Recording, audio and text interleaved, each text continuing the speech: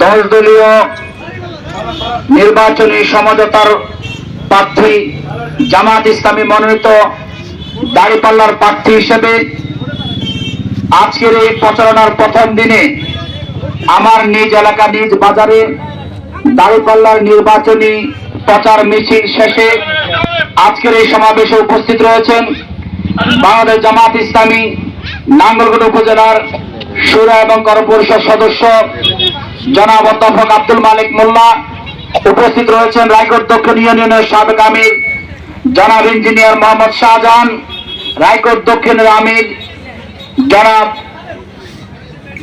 মাওলানা মাহফুজ আলম খন্দকার সহ বিভিন্ন পর্যায়ের নেতৃবৃন্দ, আমার সম্মানিত জাতীয় বাজারের ব্যবসায়ী বৃন্দ, এলাকাবাসী, আসসালামু আলাইকুম ওয়া রাহমাতুল্লাহ। আমি আল্লাহর দরবারে শুকরিয়া আদায় করি যে আল্লাহ রাব্বুল আলামিন অনেক চড়াই উতরাই পেরিয়ে আজকে এই নির্বাচনী প্রচার মিছিল করার সুযোগ আমাদেরকে দিয়েছেন। গতকালকে আমাদের জন্য দাঁড়িপাল্লা প্রতীক বরাদ্দ করেছেন, আমরা সকলে বলি আলহামদুলিল্লাহ। সম্মানিত ব্যবসায়ী বৃন্দ, প্রিয় এলাকাবাসী, আমি আপনাদের সন্তান, আপনাদের কারো ভাই বন্ধু। আপনারা আমাকে এখানে বেড়ে ওঠা দেখেছেন।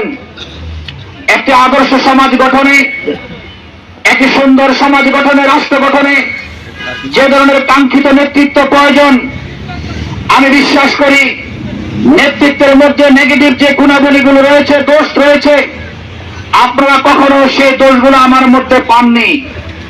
আমি দৃঢ়ভাবে বিশ্বাস করি আগামী দিনে জাতীয় সংসদ নির্বাচনে আল্লাহ রাব্বুল আলামিন যদি আমাকে কবুল করেন, জনগণের ম্যান্ডেট নিয়ে যদি আমি সংসদে যেতে পারি, তাহলে এই এলাকার মাটি এবং মানুষের উন্নয়নে আমি সর্বোচ্চ নিবেদিত হয়ে ভূমিকা পালন করবো ইনশাআল্লাহ। আপনারা জানেন আমাদের এই নাঙ্গলকোটে রাজনৈতিক প্রতিহিংসা, সন্ত্রাস, হানাহানি, মারামারি এটি যুগ যুগ ধরে চলে আসছে।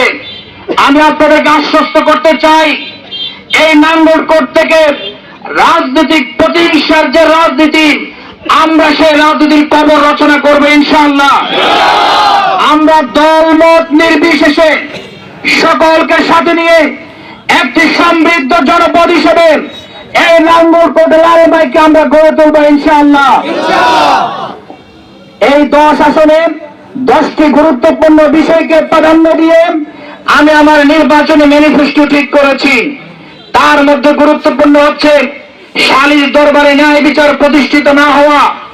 ইনশাআল্লাহ আজকের এই সমাজের নিরন্ন মানুষ যারা, যাদের কোনো প্রভাবশালী ব্যক্তি নেই, আজকে তারা সালিস দরবারে সঠিক বিচার পায় না। আজকে রাস্তাঘাট, ব্রিজ, কালভার্টের জন্য যে বরাদ্দ হয়, আপনারা জানেন এটি হচ্ছে ওপেন সিক্রেট।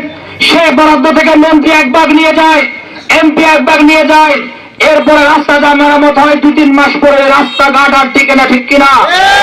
আমরা আগামী দিনে রাষ্ট্রের যে বরাদ্দ হবে পার্সেন্টেজ মুক্ত সেই বরাদ্দ প্রতিটি অর্থ জনগণের কল্যাণে ব্যয় করে টেকসই উন্নয়নের জন্য আমরা ভূমিকা পালন করবো ইনশাআল্লাহ।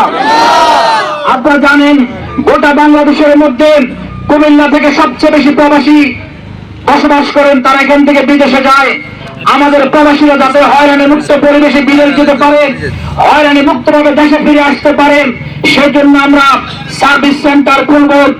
এর পাশাপাশি কৃষি প্রধান এলাকায় কৃষকদের জন্য সেচ প্রকল্প, বিদ্যুৎ, কীটনাশক, সার সহ সামগ্রিক বিষয়ে আধুনিক ব্যবস্থাপনা তৈরি করবো ইনশাআল্লাহ। আপনারা জানেন আমাদের সবচেয়ে বড় সম্পদ হচ্ছে আমাদের কোমলমতি সন্তানেরা। আজকে এই প্রেজেন্টের শিকার হয়ে, মাদকের শিকার হয়ে, ওই গ্রুপিংয়ের রাজনীতির শিকার হয়ে আজকে তারা শিক্ষা গ্রহণের পরিবর্তে একে অন্য সন্ত্রাসী হচ্ছেন, লাঠিয়াল বাহিনী হচ্ছেন।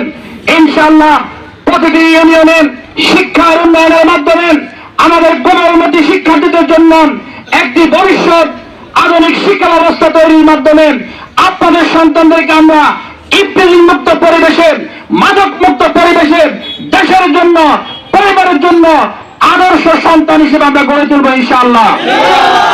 সম্মানিত এলাকাবাসী, প্রিয় জাতীয়পাড়া বাজারের ব্যবসায়ী বৃন্দ, আপনারা জানেন বিগত 16টি বছরে আমি 4 বার জেলখানায় গিয়েছিলাম, 47 দিন রিমান্ডের শিকার হয়েছিলাম। আমি আমার পিতামাতার সাথে ঠিকমতো ঈদ করতে পারিনি, কিন্তু আপনারা বিশ্বাস করবেন, এখনো খোঁজ নিয়ে দেখেন আমি কারো প্রতি কোনো জুলুম কিংবা আমি কোনো প্রতিশোধ গ্রহণ করিনি। তার পাশাপাশি স্পষ্ট ভাষায় বলতে চাই, যারা এই সমাজে মাদকের ব্যবসা করেন, যারা প্রতিহিংসার রাজনীতি করেন, বিদ্বেষের রাজনীতি করেন, হানাহানির রাজনীতি করেন, তাদেরকে স্পষ্ট বার্তা দিতে চাই, এই নাঙ্গলকোটে আর বিদ্বেষের রাজনীতি চলবে না, এই নাঙ্গলকোটে আর মাদকের ব্যবসা চলবে না। আমরা ভাই ভাই হিসেবে কাঁধে কাঁধ মিলিয়ে নতুন সমাজ আমরা বিনির্মাণ করবো ইনশাআল্লাহ।